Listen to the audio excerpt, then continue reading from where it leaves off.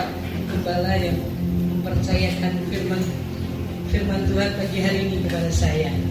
Saya percaya kita semuanya dalam lindungan Tuhan. Amin. Coba tanya kanan kiri, bagaimana kabarmu hari ini?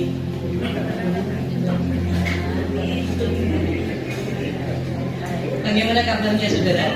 Sebelah kanan kirimu bagaimana kabarnya? Baik, luar biasa. Nah, hari ini saya diberi tema. Ketika saya mendapatkan tema ini, saya merenungkan, saya memikirkan. Saya nggak tahu apakah Chris sadar atau tidak, atau memang Roh Kudus lagi berbicara tentang we are stronger together. Saudaraku, kesatuan atau kebersamaan ini menjadi satu titik balik yang paling tidak disukai setan. Kenapa? Karena ada rahasia yang besar di dalam kesepakatan atau kesehatian, dan itu menjadi satu hukum Tuhan yang tidak bisa diganggu-gugat oleh kuasa setan, oleh kuasa apapun di alam semesta ini. Yuk kita buka kitab Matius pasal yang ke-18. Saudaraku, saya mencupliknya 2 ayat, tetapi nanti saudara di rumah bisa membaca mulai ayat 15 sampai ayat di bawahnya ya. Karena ini ada 2 perikop, tetapi saya mencuplik 2 ayat, tetapi tidak saya mengesampingkan ayat yang di atas dari bawahnya. Matius 18 ayat 19 dan 20. Kita baca bersama-sama ya, ada di slide 2-3. Dan lagi aku berkata kepadamu, jika 2 orang daripadamu di dunia ini sepakat meminta apapun juga, permintaan mereka itu dikabulkan oleh Bapakku yang di surga. Sebab di mana 2 atau 3 orang berkumpul dalam namaku, di situ aku di tengah-tengah mereka. Nah, rupanya setan ngerti ayat ini. Saudara, sadarkah saudara bahwa ketika Yesus dicobai di padang gurun, setan itu selalu mengutip ayat Alkitab. Halo? Dia berkata kepada Tuhan Yesus, jatuhkanlah dirimu, maka dia akan memerintahkan malaikat untuk menatang kakimu supaya tidak terantuk. Itu di mana? Di kitab Mazmur. Jadi setan itu hafal ayat Alkitab. Coba tengok kanan kirimu. Nah, kamu ngerti nggak ayat Alkitab? Hafal nggak? Saudara, setan tahu loh. Nah, setan ketika mendengar ini, setan juga dengar, saudaraku. Ini Tuhan Yesus sendiri berkata, dan lagi aku berkata kepadamu. Ini kan berbicara tentang kalau orang berbuat salah ayat di atasnya, bagaimana cara mengatasinya. Dan ayat di bawahnya nanti, itu bagaimana seseorang itu harus mengampuni. Ini berkaitan. Dan lagi aku berkata kepadamu, jika 2 orang daripadamu di dunia ini sepakat, kata sepakat ini berarti sehati, sepikiran, satu tujuan. Nah, itu kata sepakat. Apa yang terjadi? Akan ada pengaburan doa. Dan ini menjadi hukum dari Tuhan. Kata sepakat. Next berikutnya. Ada pengaburan doa, saudara di situ. 2 orang sepakat, sehati, maka doanya dikabulkan Tuhan. Sebenarnya yang paling cepat untuk sepakat sehati ini adalah suami istri. Bagaimana kalau saya sudah tidak punya suami, tidak punya istri? Cari satu teman untuk sepakat. Maksudnya apa? Sehati, satu tujuan. Ketika ada masalah, ketika ada problem, Tuhan berkata, kamu sepakat toh. Sehati, cari 2-3 orang untuk sehati, sepikir, satu tujuan, satu rasa. Itulah yang dinamakan sepakat. Sepakat itu bukan gandengan tangan ya. Halo, orang gandengan tangan karepnya sendiri-sendiri bisa gak? Sangat bisa. Bukan kalau berpegangan tangan ini berarti sepakat. No, itu bohong. Tapi sepakat itu berarti satu rasa, satu tujuan. Dan tahukah saudara, Alkitab berkata Tuhan Yesus berkata, doa kita dikabulkan. Gak ada yang bisa menyentuh doa kita. Dan ini jaminan dari Tuhan, doamu dikabulkan. Makanya setan ngerti bagaimana dia sangat ketakutan kalau mendapati ada 2-3 orang sepakat anak Tuhan bubar neraka. Coba pikir, kalau sampai ada suami istri sepakat, maka rumah tangga itu pasti doanya dikabulkan oleh Tuhan. Makanya dia bekerja. Bagaimana caranya membuat suami istri itu salah paham? Bagaimana caranya suami istri itu tidak sepakat, tidak sehati? Loh, gandengan tangan, tidur bersama, sama dengan gereja. Kenapa? Kalau gereja sampai sepakat, bubar saudara, mereka pekerjaan setan bubar. Makanya dia taruhkan salah paham. Kalau ada yang salah, bagaimana? Tidak bisa mengampuni kekecewaan, ditaruh semuanya oleh setan di gereja. Supaya apa? Gereja nggak punya kuasa. Nah, kalau gereja nggak punya kuasa, ngapain? Persis kumpulan arisan, halo? Atau kumpulan klub. Di klub itu, klub badminton, klub apa lagi? Saudaraku, di Ngawi itu terlalu banyak klub. Ibu-ibu tuh punya klub sendiri-sendiri. Saya lihat tuh klubnya tuh banyak. Yang umur 50 ke atas punya klub. Nah itu bukan sepakat. Pergi kemana-mana bareng-bareng, tapi itu gak sepakat loh. Bukan. Wong itu masih pegel, jengkel hatinya. Apalagi kalau ada yang nyinggung sedikit, rasanya gemes saja. Saudara, bukan katanya sepakat atau sehati itu kita menyamakan tujuan. Hati itu ada kerelaan untuk menerima kelemahan dan kelebihan. Itu namanya sepakat. Kalau siapa yang punya beban berat, nggak ada. Siapa yang punya masalah di sini? Angkat tangan. Nggak ada. Tak enak loh Pak. Cuma nggak ada masalah sama sekali loh Pak. Cuma satu tak ya. Loh saya kalau ngomong gini di jemaat Ngawi, semua angkat tangan tuh ngomongnya susah bagi saya. Saudara, semua punya masalah. Rahasianya apa? Sepakat. Saudaraku, samakan tujuan. Sekalipun gua enak cuekan, ngapain dipertahankan? Ini tipuan setan supaya terjadi salah paham. Paling cepat salah paham itu suami istri, kalian paling dekat. Tapi yang paling cepat sepakat itu juga suami istri. Setan itu paling takut, saudaraku. Kalau rumah tangga Kristen itu sepakat, suami istri itu sepakat, sehati, wah setan bocah rajin. Apalagi gereja sepakat. Namanya sepakat itu berarti kita menyamakan keinginan, kita menyamakan pikiran, kita menyamakan tujuan. Nah, kalau kita harus menyamakan, karena apa? Memang kita nggak sama. Saudaraku, dilahirkan dengan berbeda kok. Loh, anak kembar itu loh, kembar identik, itu pun masih punya perbedaan. Apalagi yang dibesarkan dari masing-masing keluarga. Saya sama suami saya, tapi bagikan bumi dan langit perbedaannya. Loh, saya melahirkan 2 anak putri. Ini beda. Yang satunya itu kalau ditekan banyak masalah, wah dia akan cepat membalikkan telapak tangan melejit. Saudaraku, dia akan buktikan bahwa dia bisa. Loh ini anak saya yang pertama. Yang kedua, kalau ada masalah, ada tekanan, persis kerupuk bandung dimasukkan di air. Jujur, ini bahannya sama, pabriknya sama, tapi keluarnya beda. Pabriknya aja sama loh. Saya sama Pak Bambang, saya pabriknya, dia itu bahannya dari Pak Bambang semua, tapi keluar beda. Ini juga setan ngerti, makanya dibuatnya tidak pernah sepakat. Saya ingat ketika tahun 2003 gereja itu dalam masalah besar, sampai Pak Bambang nggak bisa khotbah. Waktu itu mau khotbah, saya berada di Makassar. Saya ditelepon Pak Bambang, kamu pulang sekarang. Loh, masih ada besok, aku harus satu lagi selesaikan. Enggak, aku sudah nggak kuat. Pak Bambang berkata begini, waduh, kalau suami saya sudah ngomong gitu, saya ngomong, Bu, ya besok saya selesai hari ini, langsung saya pesan tiket,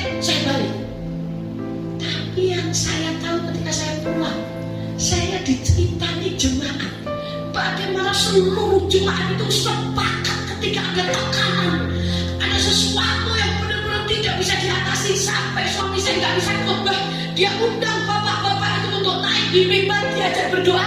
Nah, namanya orang sudah nggak bisa khotbah mau diapakan? Dia cuma bacakan kitab Nehemia waktu itu. Saya ingat, yang cerita itu adalah jemaat. Ibu-ibu berlutut semua di kursi, semua berdoa sepakat menyatukan hati. Dan ketika mereka sepakat seluruh jemaat bersama dengan gembala, tiba-tiba ada dua ibu yang diberi penglihatan. Dua ibu dari desa bangkit berdiri, datang ke mimbar, ngomong sama Pak Bambang. Pak Bambang gak perlu takut, pakai bahasa Jawa. Saya melihat ada malaikat memagari gereja ini. Ini wong desa, ndak sekolah. Tapi ketika sepakat berdoa, maka mata rohnya melihat ada malaikat yang memagari gereja ini, Pak. Jadi ini diizinkan Tuhan supaya kita tahu bahwa kita sedang menyembah Tuhan yang besar. Pendeta ini dikuat. Pendeta juga manusia, saudara. Pak Bambang bisa spot jantung waktu itu karena dia sudah kelelahan. Jadi suruh saya pulang untuk menangani masalah itu. Ada satu lagi yang datang ke Pak Bambang. Ini memang Tuhan izinkan. Nih, pakai bahasa Jawa, ini dua-duanya orang desa. Saya melihat itu Tuhan Yesus ada di sini. Semua jemaat ditumpangi tangan sama Tuhan Yesus. Tidak ada yang perlu khawatir. Seluruh jemaat semakin besar, semakin menguatkan hati dan kepercayaan. Nangis-nangis bareng, saudara. Tersenyum-tersenyum bareng. Berjuang-berjuang bareng. Dan nama Tuhan dipermuliakan. Jadi sehati. Kira-kira di jemaat ada perbedaan? Ya banyak, saudara. Namanya orang beda keluarga, satu kembar aja, anak satu produk, satu pabrik aja beda. Apalagi orang banyak. Tetapi kita tinggalkan semuanya itu, mulai mengambil keputusan. Kita mau bersepakat. Nah, ketika itu terjadi, firman ini digenapi. Ini loh setan caranya, karena dia tahu firman Tuhan ini, dia bikin supaya kita tidak bisa sehati. Halo? Itu loh yang terjadi, saudaraku.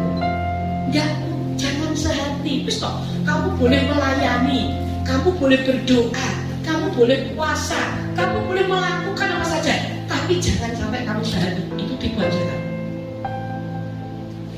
Nah, kalau saudara sadar, kita tahu firman Tuhan ini, tolong please, saya harap tinggalkan semua ego kita. Seperti dikatakan, berapa kali Tuhan aku harus mengampuni? Ayat-ayat di bawahnya, Petrus bertanya kepada Tuhan, 7 kali 70 dalam sehari. Kalau mengampuni berarti melepas tuntutan. Itu baru arti kata mengampuni. Karena ketika ada pengampunan, di situ ada kasih Allah. Dan yang kedua, kata sepakat ini ada di ayat yang ke-20. Sebab di mana ada 2-3 orang berkumpul dalam namaku, di situ aku ada di tengah-tengah. Ini lebih banyak yang ayat 20 ini di terjemahan FIYH atau terjemahan lainnya. Ini kalau ada 2-3 orang berkumpul beribadah bersama-sama dalam namaku, teks berikutnya ini, maka aku ada di tengah-tengah mereka. Kita berkumpul dalam nama Tuhan, 2-3 orang sehati, berarti ini berjemaat. Saudara, jemaat di tempat ini sekian.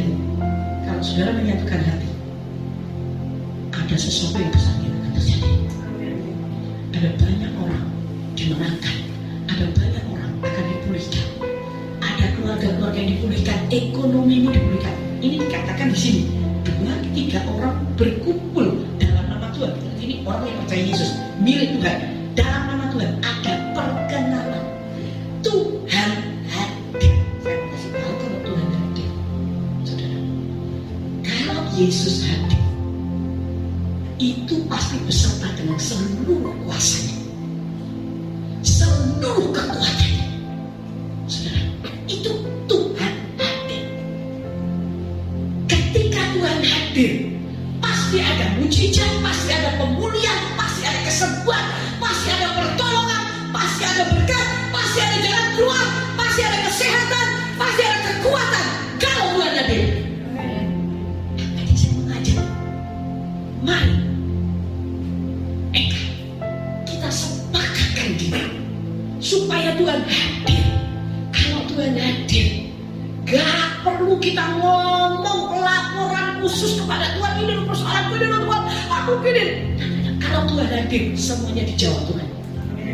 Kalau Tuhan hadir, dia jamin seluruhnya. Saya ingat kapan lalu Pak Jokowi sempat ke Ngawi beberapa bulan untuk melihat panen raya, karena Ngawi itu lumbung padi.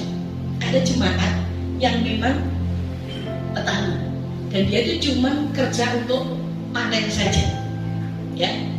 Ketemu sama Pak Jokowi, ya, suami istri ini waktu di ladang, memang tempat itu Pak Jokowi akan hadir, dan orang-orang yang ada di situ sudah disiapkan untuk bertemu dengan Pak Jokowi. Pak Jokowi hadir itu satu orang di petani itu dikasih 1.250.000. Nah ini suami istri datang di situ semua, jadi dapat berkat 2,5 juta. Itu Pak Jokowi hadir, pasti membawa berkat. Terus saya mau kasih tahu, Yesus hadir, surga hadir, saudara. Gitu. Banyak orang nggak percaya, kita pusing, orang Kristen tuh sibuk dengan pikirannya sendiri, perspektifnya sendiri, dan keinginan sendiri. Padahal kalau Yesus hadir, dia membawa jawaban doa. Gak ada penyakit yang tahan ketika Yesus hadir. Gak ada kesusahan yang bisa bertahan kalau Yesus hadir. Cuman ya itu, Tuhan tuh bisa hadir kalau ada 2, 3, 1 kumpulan ini sehati. Itu perkenanan Tuhan ada. Ayo saudara, ini sangat susah rasanya untuk melakukannya, dan banyak orang Kristen gak sadar bahwa ini jadi bidian setan. Kalau bisa, tadi saya bilang yang sepakat itu ya toh suami istri yang paling cepat. Makanya suami istri itu seringkali ribut dan banyak gesekan. Benar apa benar? Orang perempuan itu salah atau benar, minta benar. Ya, saya perempuan, tapi itu salah atau benar, minta benar, ya toh Pak? Minta benar ya pokoknya, itu perempuan. Dan ini seringkali jadi gesekan. Ya Bu, kalau ngomong dari Sabang sampai Merauke, gak ditanggepi, makan siang diulang lagi, belum ditanggepi, malam mau tidur diulang lagi. Dan padahal suamimu itu nggak ngerti caranya gimana nanggepi, karena takut salah. Akhirnya saya ngomong gini karena saya punya suami. Saya cerita sama Pak Bambang masalah pagi makan itu, dia diem, kalau nggak ditanggepi, siang tak pulang lagi, mau tidur saya cerita lagi, karena saya butuhnya dijawab. Sebenarnya perempuan nggak butuh solusi, tapi tolong ngerti ya jawaban sedikit aja, itu sudah selesai. Pak, tolong Pak. Memang laki-laki diciptakan bukan untuk mengerti sih, masalahnya di situ. Dan kita tidak ada, hei suami mengertilah istrimu, nggak ada masalahnya ya deh. Itu bagi saya. Dan perempuan tuh pengennya dimengerti. Saya perempuan tapi saya mikir aja. Ayah benar aku ini, aku harus berubah menjadi seperti Yesus. Saya tanya sama saya, kamu kenapa sih kok gak nanggepi? Nah aku tuh loh, gak ngerti. Pasti harus aku ngomong, makanya aku diam. Aku tahu itu sakit gitu, sakit gitu. Aku gak ngerti sorry sakit itu sakit ya. Saya bilang gitu. Tapi itu tetap diulang lagi. Dan setan bisa masuk ke hal ini supaya tidak terjadi sepakat. Nah di gereja setan bisa masuk supaya Tuhan gak hadir. Apa? Gak sehati, sehingga Tuhan gak hadir. Coba tuh saudara, jemaat ini sepakat apapun juga yang terjadi, salah paham apapun, kekurangan apapun yang terjadi, saudara mengambil keputusan, aku datang ke gereja, aku beribadah, aku berjemaat itu untuk menyatukan hati supaya mujizat terjadi. Dia hadir.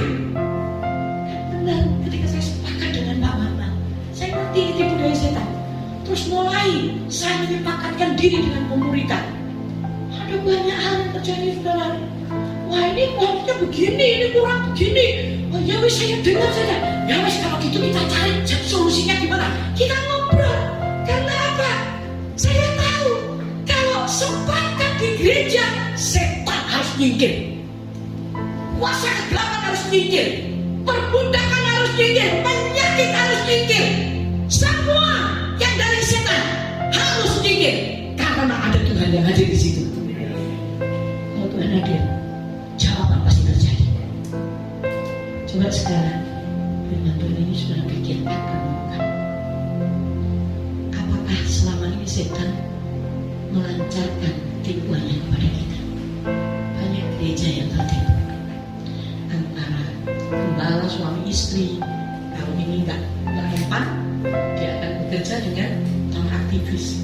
Kalau nggak mempan lagi, dengan jemaat. Ini tipuan setan. Setan itu kurang ajar, saudara. Jangan dipercayai. Oh, kurang ajar dari dulu kok dipercayai terus. Dari dulu tuh setan kurang ajar. Dan saya katakan, firman Tuhan menjaminnya. Ketika saudara dan saya berkumpul bersama dalam nama Tuhan, milik Tuhan, saya percaya Dia hadir di sini. Karena Dia hadir, Dia memulihkan hati kita. Siapa yang punya banyak masalah? Siapa yang hatinya merasa kayak gerasak, haus, ada sesuatu yang kita butuhkan tapi kita juga nggak ngerti. Itu karena hati kita itu membutuhkan air surga, membutuhkan Yesus Kristus. Saudara, ketika saya banyak bertemu dengan orang-orang ada satu konglomerat disuruh pernah saya ketemu dengan dia. Bagaimana dia terpuruk, bagaimana dia merasa ada di dalam sisi hatinya itu ada tempat yang tidak bisa diisi dengan duit, ada tempat yang nggak bisa diisi dengan seks, ada tempat yang nggak bisa diisi dengan apapun juga.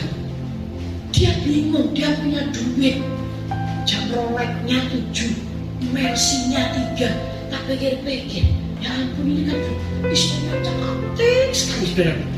Ya dirawat kok. Gitu loh. Kok Yosef, apa namanya? Stres. Stres itu bukan gila. Stres itu bingung, saudara. Dan ketika dia berjumpa dengan Yesus, saya berkata, tempat yang kosong di hatimu itu adalah tempatnya Tuhan. Gak bisa diganti dengan apapun. Sebelum manusia bertemu dengan Tuhan, dia akan merasa dirinya itu kayak ada sesuatu yang kurang. Dan ketika berjumpa dengan Tuhan, Yesus hadir, maka Tuhan akan memulihkan hidup kita. Ayo, 8 tahun sudah dilalui, banyak hal yang terjadi, suka duka, tetapi Tuhan yang menginginkan. Dia bukannya tidak memberkati. Dia berkata pagi hari ini, jemaat Eka, kalau engkau mau bersepakat, berkumpul bersama, sehati, aku akan hadir. Dan kalau aku hadir, surga pun hadir di tengah-tengah kita. Kalau surga hadir, tidak ada perkara yang tidak bisa diselesaikan. Itu aja. Mata saya melihat bagaimana kesepakatan tahun 2010 Tuhan uji kami. Ada banyak hal terjadi, tapi kami jemaat dengan seberapa yang ada sepakat. Kami menyatukan hati, kami berdoa bersama. Dengan sepakat itu bukan sekedar gandengan tangan, tapi kita ngobrol dari hati ke hati. Kalau ada yang tidak enak, ayat Alkitab dikatakan di bawahnya, berapa kali saya harus mengampuni orang yang bersalah? 7 kali 70. Terus bagaimana caranya? Belas kasih Allah itu menang atas penghakiman. Jadi ampuni, tobat, balas kejahatan dengan kebaikan, itu firman Allah. Dan di situ Tuhan hadir di tengah-tengah kita. Berapa banyak saudara yang punya masalah? Sekali lagi saya tanya, ada yang punya masalah? Angkat tangan. Sekarang di tempat ini, yang lainnya nggak punya masalah. Yang nggak punya masalah pagi hari ini yang tidak angkat tangan, tolong doakan teman-temanmu yang tadi mengangkat tangan. Yang itu nggak punya masalah. Nanti saudara bisa memberkati mereka. Saya punya masalah, dan sampai hari ini kadang belum selesai. Kadang Tuhan izinkan untuk apa? Untuk saya tahu bahwa Tuhan yang saya sembah adalah Tuhan yang ajaib. Ketika Yesus hadir, semua menjadi beres. Ketika Yesus hadir, penyakit tidak bisa menguasai kita. Boleh penyakit itu singgah, tapi tidak akan menguasai kita. Justru dalam kelemahan kita, Rasul Paulus berkata 2 Korintus 12, kalau aku lemah, maka aku kuat. Justru dalam kelemahan pula kuasa Tuhan bekerja sempurna. Itu terjadi. Makanya saya paling takut kalau saya dengan suami saya ada perbedaan pendapat. Cepat-cepat saya harus selesaikan, cepat-cepat saya harus mengambil keputusan untuk saling memaafkan, berdoa bareng, saling berpelukan, dan kita mohon Tuhan turun. Setelah itu dengan jemaat, kalau ada sesuatu cepat kami selesaikan, cepat kita berdoa, ngomong dari hati ke hati, bukan untuk menghakimi, tapi untuk bagaimana supaya Tuhan hadir. Saya percaya kalau Tuhan hadir, sekarang masalah pasti disambut Tuhan.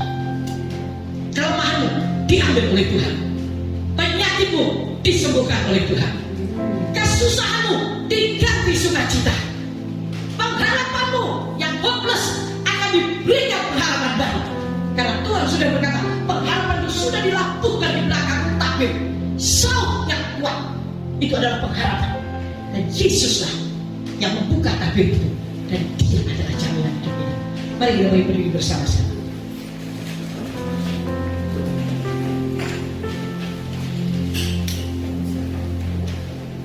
Yang terakhir sambil berdiri kita next berikutnya. Ada kuasa dalam kesepakatan. Saudara cara hidup bersama, saudara baca ayat 15 sampai 18. Cara mengampuni ayat 21 dan seterusnya. Final hidup bersama ayat 35. Maka Bapakku yang di surga berbuat demikian juga terhadap kamu apabila kamu saling kamu masing-masing tidak mengampuni saudaramu dengan sepenuh hati. Semuanya ada dituliskan di ayat ini. Kita sepakatkan hati kita. Karena cara hidup kita bersama, kita saling mengaku kalau ada kesalahan. Cara mengampuni, pengampunan yang Tuhan Yesus berikan itu cukup bagi kita. Finalnya, kalau kita tidak mengampuni, dosa kita tidak diampuni. Itulah sebabnya saya rindu rahasia ini dimiliki oleh jemaat Eka yang ada di Malang, supaya Yesus hadir di tengah-tengah kita.